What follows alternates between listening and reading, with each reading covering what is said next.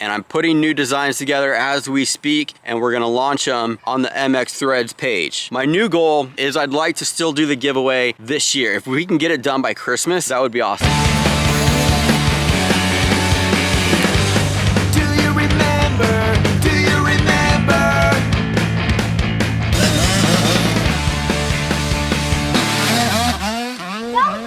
A few weeks ago, I announced in a video a new shirt design on our website, and I said the first person, whoever the first person is to order one, I'm gonna give them a shout out in a video. And this kid like jumps on it right away within 20 minutes of posting the video. He bought a hoodie, so you know, I hate disappointing kids that aren't my own. Shout out to Gavin from Denton, Texas. Dude, thank you very much for ordering the hoodie. Speaking of merch orders, I got a channel announcement of how we're gonna do merch going forward and how, well, announcements about the giveaway, the Ripz Moto giveaway. But for right now, I also need to try to get less chubby. Drain the pressure from the swelling. The sensation's overwhelming.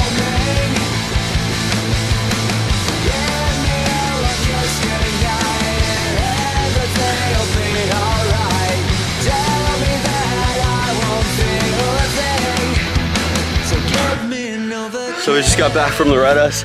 I got back from Loretta's. Lillian is still on the drive. Man, just a rad experience, really good time. I'm sorry it took so long to get the videos out. I worked on one of the videos a couple hours a day until I got it done, but I know it would have been cool for like real time, get these out quick for people to watch. But I also wanted to make sure that the videos were good enough that like in a few years we go back and watch them, and it's just something that we look back and we're proud of. So I really tried to do a good job on those videos, and honestly like the whole series of leading up to Loretta's, I neglected and missed out on lots of other footage and things that were going on. So I gotta decide, like, do I go back, do I get caught up, do I redo old footage? What should I post? What's worth posting? Do we just move forward? I don't know. YouTuber dilemmas. Drain the pressure from the swelling. The sensation's overwhelming. Get me all a kiss tonight, and everything will be alright. Tell me that I won't feel a thing. I wasn't gonna mention this in a video. Well, that's really off. Because, good thing.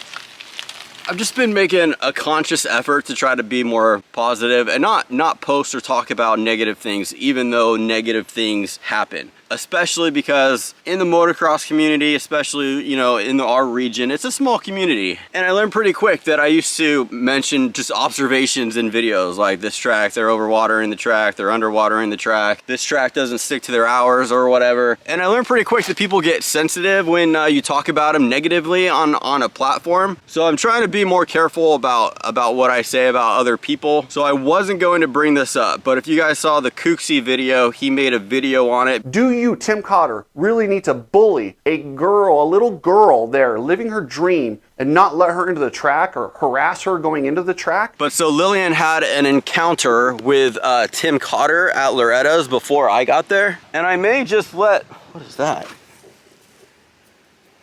I may just let Lillian tell her side of the story. What happened was he wasn't happy about me doing a video asking to get the camping fee that we didn't need waived. So he put a note in Isla's file that when Isla gets there to call Tim, and Tim has to like talk to him before they get onto the site. Just so happens that they got there at like 12 o'clock. So they had to call Tim, wake him up. He came down, probably understandably grumpy, pulled Lillian aside and had some words with her. He said like, your dad is the only one of all the thousands of people here, he's the only one that asked for a discount. And yeah, okay, I did that partly for entertainment value. Like when you're a YouTuber, you have to do things that nobody else does, or else it's not interesting, no one's gonna watch it. I figured no one probably has ever called and done this before, but I'm also the same guy that called a vet and told him that my cat's penis keeps disappearing. The cat has a penis, but then sometimes it doesn't have a penis. You know, I don't think anybody's ever done that before either. But the thing about Lillian is she is a little stubborn, a little hard-headed. She's not one to back breakdown from an argument. So her telling her side of the story was kind of funny. So maybe we'll include that in a future video. But we'll like hide it somewhere. We won't like put it in the title. That way no one but the hardcore audience sees it. Or maybe we'll do it in a live video or a members only video or something like that. But I thought it was pretty funny.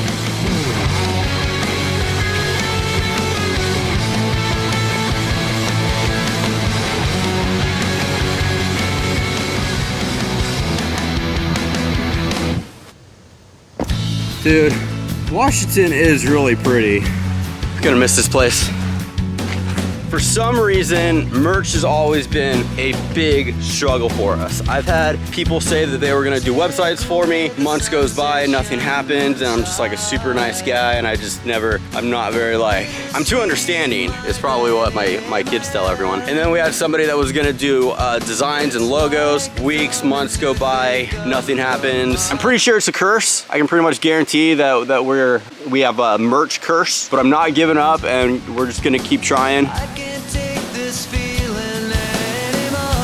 Back in like June, I'm trying to figure out how we're gonna pay for Loretta's, how we're gonna get Lily in there. I set a goal for merch, and I felt like super blessed and excited that I found someone that was able to and willing to help us out with merch, like almost like doing us a favor to make things happen. He's got the equipment, he's got the knowledge. He didn't have all the supplies, but he had the time where he said like, when orders come in, I'll ship them out that day. Like if an order comes in, I'll print it right away, as long as he's got the material, and then he'll get it out. So my job was, I was just going to work on designs and working on promoting the merch. My goal was $9,000. I was like, hey, we've got a few months. If we can make $9,000 from merch by the time we go to Loretta's, then that'll cover it. We'll have a good trip. We could rent an RV if we need to. We could go to Oklahoma. I could film there for a few weeks, maybe bring the boys. That didn't work out. Basically, we were able to go to Loretta's, but it was on like a shoestring budget. I flew in the day of the race, was there a few days, and then flew out. So just like barely, we just barely made it happen. And really it was because of GoFundMe and the supporters. That's where the majority of the resources came from. My biggest like marketing idea of how we were going to get sales for the merch was through the giveaway of the electric pit bike. I was pretty pumped on it. I was excited about it. Like I said, I figured if we made $9,000, that would be enough to cover the cost of the bike plus get us to Loretta's. But I only mentioned merch in a video twice. I did it once. The first time we got like $400 in sales, and I guess it was like a test run. Like I was waiting to see like, how are there any kinks, are there any issues, like do the orders get sent out and stuff. Most of them did, but there were a few issues. Some people got the wrong items, some people, their orders never showed up. So I waited and wanted to make sure we got that run done perfect first before we moved on to the next one. A few weeks later, I pushed the merch again in a video. Same thing happens. We get about $400 in sales, and then people got the wrong orders, or their orders never showed up. So I'm like, dude, I cannot push these products. I can't run ads. I can't really like put a lot of effort into selling the merch until we figure this out. And that just never happened. Big shout out to whoever put that rope there. Probably an Eagle Scout. It's probably Eagle Scout project. You guys put that rope there? Yeah. Yeah? Good job, guys. Well done. You saved my life. Welcome. Not really. I just wanted to make him feel good. I was really bummed about it. I was really bummed about the whole merch thing because like, I don't know if it would have worked, but just the fact that I didn't really get a shot to make it work. I wasn't able to reach my goal. We had a half-ass Loretta's and we couldn't do the giveaway, which really bums me out. Like I was really excited to give that bike to someone. I thought that would be a really cool milestone for our channel and just a cool experience to like see somebody win that. That just really sucked. So here is what is going on with the giveaway. According to the rules of the giveaway, once we hit the deadline, if we didn't make enough in sales, then we would just do a cash buyout.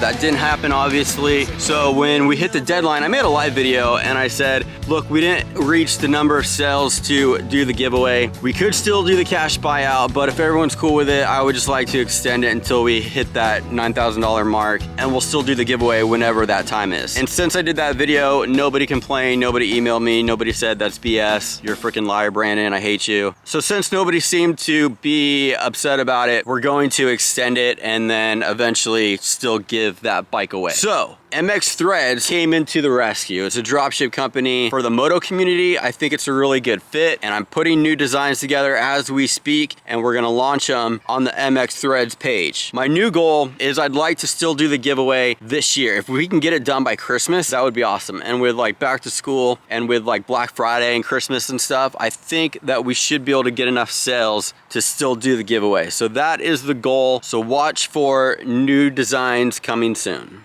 Dude, you guys, look at all these bald eagles. I have never seen so many bald eagles in my life. There's like 7, 8, 9, 10, 11, 12. Wait, those are just regular eagles.